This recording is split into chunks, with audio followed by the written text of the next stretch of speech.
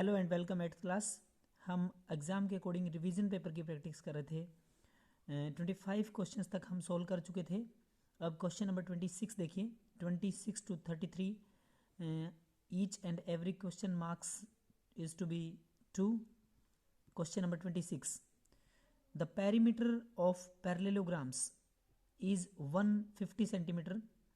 If one side is 25 centimeter longer than the other side, find the length of all sides.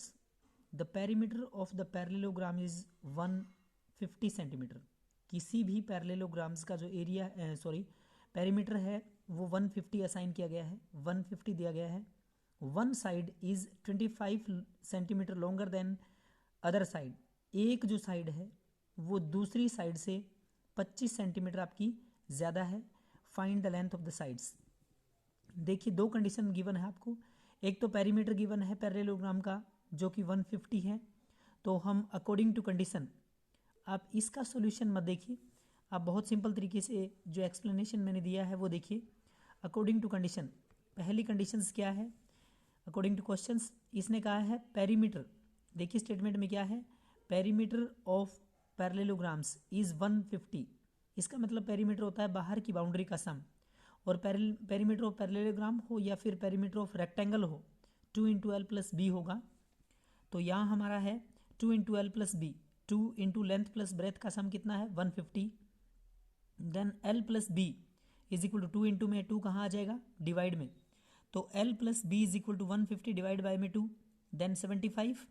Length plus breadth का जो सम आएगा वो आएगा आपका 75. दूसरी condition, if one side is, ध्यान से देखें स्टेटमेंट में, one side is 25 centimetre longer than the other side. One side, एक जो साइड है 25 centimetre longer than the other side. तो ज़्यादा बड़ी साइड कौन सी होगी, हमेशा लेंथ होगी.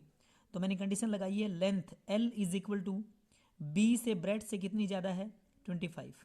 दो कंडीशन है, पहली एल प्लस बी 75 आ गया. दूसरी है जो लेंथ है वो ब्रेथ से 25 ज़्यादा है, यानी कि length is equal to breadth plus में 25. दो कंडीशन है. अब ध्यान से देखें, आपके पास दो इक्वेशन फॉर्म होगी, लीनियर इक्वेशन जैसे हम सोल्व करते हैं. L plus B is equal to 75 है और length is equal to breadth plus में 25 है. फ्रॉम 1 एंड 2 ध्यान से देखें, 1 और 2 के कंपेयर से हम क्या सोल्व करेंगे. L plus B is equal to 75. पहली condition L plus B is equal to 75.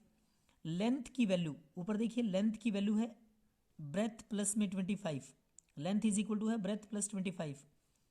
तो लेंथ की जगह हमने रखा breadth plus 25 plus breadth as it is है इज इक्वल टू 75. यानी L plus B is equal to 75 था. लेंथ की वैल्यू ब्रेथ प्लस 25 है, तो ब्रेथ प्लस ब्रेथ कितना हो जाएगा 2 ब्रेथ, यानी कि 2 बार ब्रेथ. 25 यहाँ प्लस का है, 25 उस साइड जाके किसका होगा माइनस का. 2 टाइम ऑफ ब्रेथ, ब्रेथ का double 2b is equal to 50. b is equal to 50 by में 2 25, यानी कि ब्रेथ की वैल्यू कितनी है 25. ध्यान से देखें, ब्रेथ आ गया आपका 25. अब एक और कंडीशंस थी आपके पास, l is equal to breadth plus में 25. लेंथ आपकी ब्रेथ से 25 ज़्यादा है, तो l is equal to breadth की वैल्यू कितनी है 25. 25 प्लस 25 कितना हो जाएगा आपका 50. तो यहाँ से आपकी ब्रेथ की वैल्यू बोलो कितनी आ गई 50. लेंथ और ब्रेथ, लेंथ की वैल्यू है 50 और ब्रेथ कितना है 25. क्लियर, बहुत अच्छे से आप समझ के करेंगे इसको. क्वेश्चन नंबर 27 देखिए, P प्लस में Q. ध्यान से देखें, P प्लस में Q is equal to 12. P plus में Q आपका 12 है. एंड P और Q का जब आप जोड़ करेंगे, किन्हीं भी दो नंबर का जब आप सम करेंगे तो 12 होगा. जब आप इनका सम करेंगे तो 12 होगा और प्रोडक्ट करेंगे तो कितना होगा 11. Find the value of P square plus में क्यू स्क्वायर. क्लियर, यहाँ तक आपने एक स्टेटमेंट पढ़ी होगी, आपने एक आइडेंटिटी पढ़ी होगी, P प्लस में Q उसका whole square.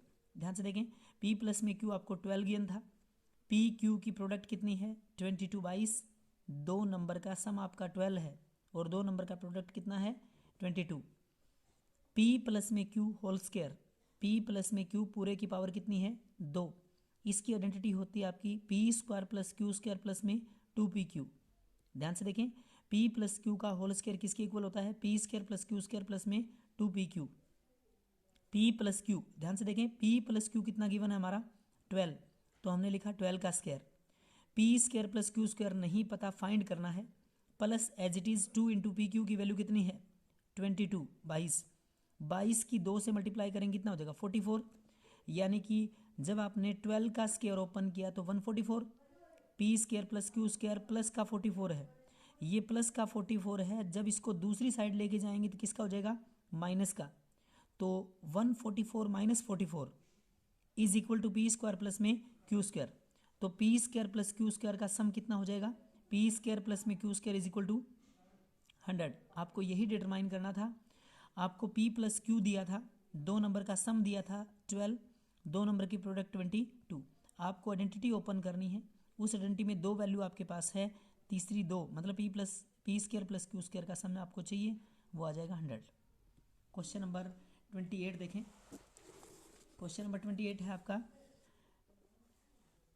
A पोलीहेड्रॉन have 20 faces. ध्यान से देखें, बहुत अच्छा क्वेश्चन है। ए पोलीहेड्रन्स हैव 20 फेसिस, एक ऐसी फिगर है, एक ऐसी शेप है, आकृति है जिसमें 20 फेसिस है, 12 वर्टिसीज हैं, 12 वर्टिसीज हैं, और नंबर ऑफ एजिज आपको निकालने हैं। ए पोलीहेड्रन इन विच 20 फेसिस, 20 तो फेसिस हैं, 12 वर्टिसीज है, find the number of edges. आपको क्या निकालना है, नंबर ऑफ एजिज फाइंड करना है। ध्यान से देखें, नंबर ऑफ फेसिस कितना हमारे पास 20। ध्यान से देखें बच्चे, नंबर ऑफ फेसिस है 20, नंबर ऑफ वर्टिसीज है आपके पास 12, नंबर ऑफ एजिज फाइंड करना है, निकालना है। आपके पास यूलर्स फॉर्मूले के अकॉर्डिंग क्या होती है कंडीशंस, फेसिस प्लस में वर्टिसीज, फेसिस प्लस में vertices is equal to edge plus में 2। ध्यान से देखें, फेस जितने आपके पास गिवन है, फेसिस कितने हैं 20, प्लस में वर्टिसीज का सम किसके इक्वल है, एज प्लस 2 के इक्वल होता है हमेशा। आप दोनों की वैल्यू पुट कर दीजिए, फेसिस की वैल्यू 20 प्लस में वर्टिसीज की value 12 is equal to edge plus में 2, दोनों का सम करेंगे 32, 32 प्लस का 2 इस साइड आके 2 किसका होगा माइनस का, तो 32 minus 2 is equal to 30, that is the value of edges. आपसे नंबर ऑफ एजिज पूछ रहा है, तो नंबर ऑफ एजिज हमारे कितने आ जाएंगे 30। तो नंबर ऑफ फेसिस आपको गिवन था 20, नंबर ऑफ वर्टिसीज गिवन था 12, एजिज नहीं पता था। यूलर्स फॉर्मूला बोलता है फेसिस प्लस में vertices is equal to edges plus में 2। फेस और वर्टेक्स की वैल्यू पुट कर दी, 32 प्लस का 2 माइनस का 2, एजिज कितना आ गया आपका 30।